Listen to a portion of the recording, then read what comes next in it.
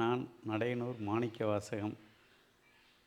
நீண்ட காலமாக நாங்கள் இயற்கை விவசாயத்தில் ரொம்ப ஈடுபாடோடு செயல்பட்டுக்கிட்டு இருக்கிறோம்.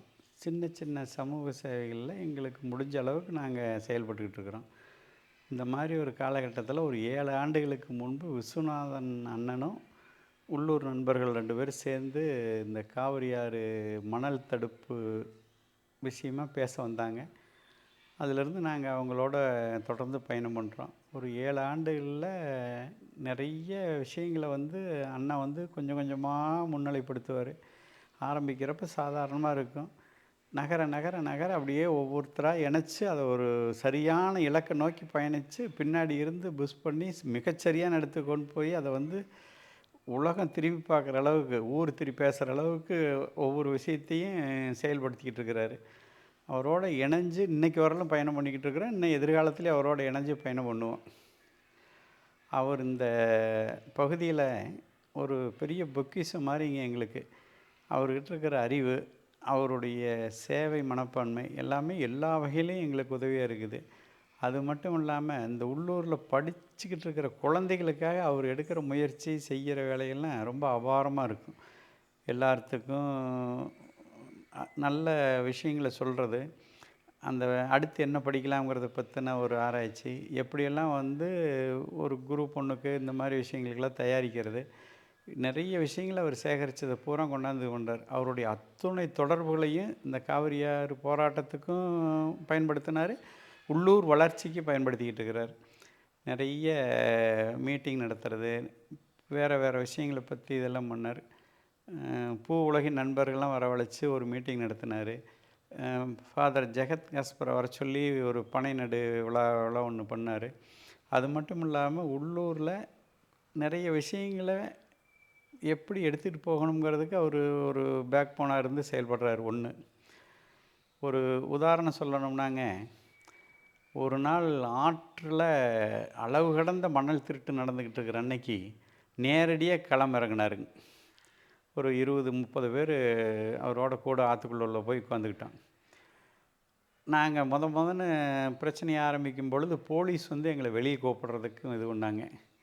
அந்த இடத்துல நான் சொன்னேன், இது பிடபிள்யூடி பிரச்சனை, நிர்வாக பிரச்சனை. நீங்கள் காவல்துறை சார்ந்தவங்க, இதில் உங்களால் எந்த முடிவு எடுக்க முடியாது. அந்த துறை சார்ந்தவங்களை வர சொல்லுங்கள், நாங்கள் அவங்ககிட்ட பேசுகிறேன்னு சொன்னோன்னே அவங்க போயிட்டு அந்த துறை சார்ந்த ஆர்டிஓ வந்தார், தாசில்தார் வந்தார், பிடபிள்யூடி இன்ஜினியர்லாம் வந்தாங்க. முதல்ல சாதாரணமாக பேசிட்டு போனாங்க. இரவு எங்களை எல்லாம் சுற்றி வளைச்சி கைது பண்ணி ஒரு மண்டபத்தில் அடைச்சி இது பண்ணியிருந்தாங்க. மறுநாள் அரசியல் தலையீடு சேர்ந்து எங்களை ஒரு சாதாரண கேஸில் வெளியே அனுப்பிச்சிட்டாங்க. ஆனால் தொடர்ந்து நாங்கள் கோர்ட்டுக்கு போய் வந்துக்கிட்டு இருந்தோம்.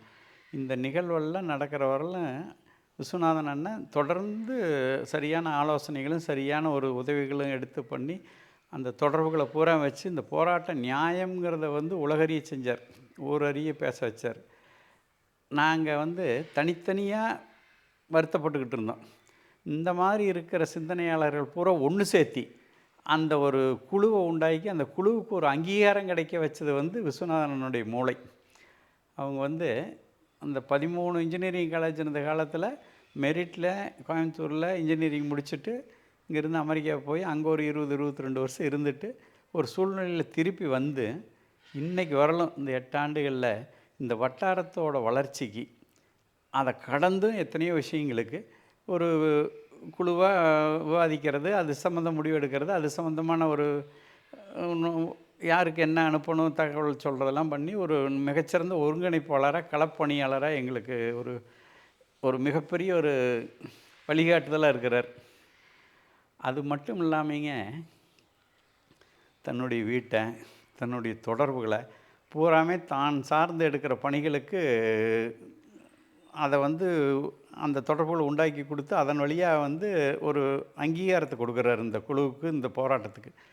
உதாரணமாக நல்லகண்ணு வந்தது, ஒரு வைகோ வந்தது, நெடுமாறன் வந்தது, உள்ளுக்குள்ளே போய் பிரச்சனையான அன்னைக்கு அதை எதிர்கொண்ட விதம் அதெல்லாம் பார்த்தா பிரமிப்பாக இருக்கும். அதாவது ஒரு களத்தில் சாதாரணமாக இருக்கிற மாதிரி தெரியும், ஆனால் ஒரு பிரச்சனைன்னு வந்தப்போ அவர் அதை எடுத்துக்கிட்டு போய் கையாளுறவு தான் மிகப்பெரிய ஒரு தலைமை பண்புக்கு உண்டான குணம் அண்ணங்கிட்ட இருக்குதுங்க. அண்ணனுக்கும் எனக்கும் தனிப்பட்ட முறையில் ஒரு மிகப்பெரிய உறவும் நட்பும் உண்டு. ஒரு சூழ்நிலையில ரொம்ப சிக்கலான விஷயங்கள கலந்துக்குவாங்க. என்ன பண்ணலாம் ஏதுன்ட்டு. சில உதவிகள இந்த இடத்துல இது வேணும்னு சொல்லி கேட்பாங்க. எங்கனால என்ன முடியுமோ அத செஞ்சு குடுப்போம். மத்தபடி வந்துங்க அண்ணன பொறுத்தவரையிலும், அவரு வார்த்தையில என்ன வெளிய வருதோ, அத அவர் செயலா வடிவம் கொண்டாடுற அளவுக்கு ஆளுமை உள்ளவர். எல்லா சூழ்நிலையிலும் ஒரு தன்னை முன்னிலைப்படுத்தாமயே, ஆனா அந்த செயல முன்னிலைப்படுத்தி அத வெற்றி கொள்றதுல அண்ணனுக்கு நிகர் அண்ணன் தாங்க. ஒரு சின்ன விஷயத்துக்கு கூட தனக்கு புகழ் வேணும்னு எதிர்பார்க்கிற உலகத்துல, அந்த செயலுக்கு முக்கியத்துவம் குடுத்து வழி நடத்துறதுல அண்ணன் ரொம்ப ஒரு தனிச்சிறப்பானவர். இந்த மாதிரி ஒரு குழுவ தலைமை தாங்கி நடத்தி, அதன் வழியா கிடைக்கக்கூடிய புகழ குழுவுல இணைஞ்சு பயணம் பண்ணவங்களுக்கு விட்டுக் குடுக்குறதுலயும் அண்ணனுக்கு நிகர் அண்ணன் தானுங்க. அதில ரொம்ப ஒரு அதாவது நாங்கலாம் அவர பாராட்டுறோங்கிறது அந்த தகுதி எங்களுக்கு இல்ல. இருந்தாலும் அவருடைய உழைப்பு மிகப்பெரிய ஒரு ஒரு எதிர்கால சந்ததிக்கு பாதுகாப்பா என்ன செய்யணுங்கிறத பத்தி இருக்கும். ஒரு அறியாமையில இருக்கிறவன எப்படி அவன ஒரு பாதுகாத்து முன்னிலைக்கு கொண்டுட்டு போறதுங்கிறதுக்காக, அவங்க சிந்திச்சு சிந்திச்சு அந்த விஷயங்கள பூரா அவங்களுக்கு புகட்டி, ஒரு தைரியத்த குடுத்து, பின்னாடி இருந்து அவங்கள அந்த ஒரு பொதுத் தேர்வு எழுதுறதுக்கோ, இல்ல ஒரு வேற வேற விஷயங்களுக்கோ அவங்கள தயாரிக்கிறதுல ரொம்ப சிறப்பா பணி செஞ்சுக்கிட்டு இருக்கிறாங்க.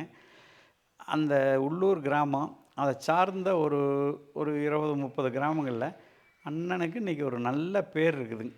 அவருக்கு சம்மந்தப்பட்ட ஒரு விஷயம்னா, எல்லாரும் தன்னுடைய சொந்த வேலைகள விட்டுட்டு செய்யற அளவுக்கு அவருடைய அணுகுமுறை எங்களுக்கெல்லாம் ரொம்ப ஒரு பிடிச்சிருக்குதுங்க ஒண்ணு. ரொம்ப ஒரு மாரி உள்ளூர்ல ஒரு பாகுபாடு பார்க்காம அத்தன பேர்த்தையும் அரவணைச்சு போயிட்டுருக்கிறார். தொடர்ந்து அண்ணன் இந்த பகுதியில நெறைய விஷயங்கள முன்னிலைப்படுத்துறாங்க. நாங்கெல்லாம் தொடர்ந்து அண்ணனுக்கு ஆதரவா இருக்கணுங்கிறதுல தெளிவா இருக்கிறோம், 1.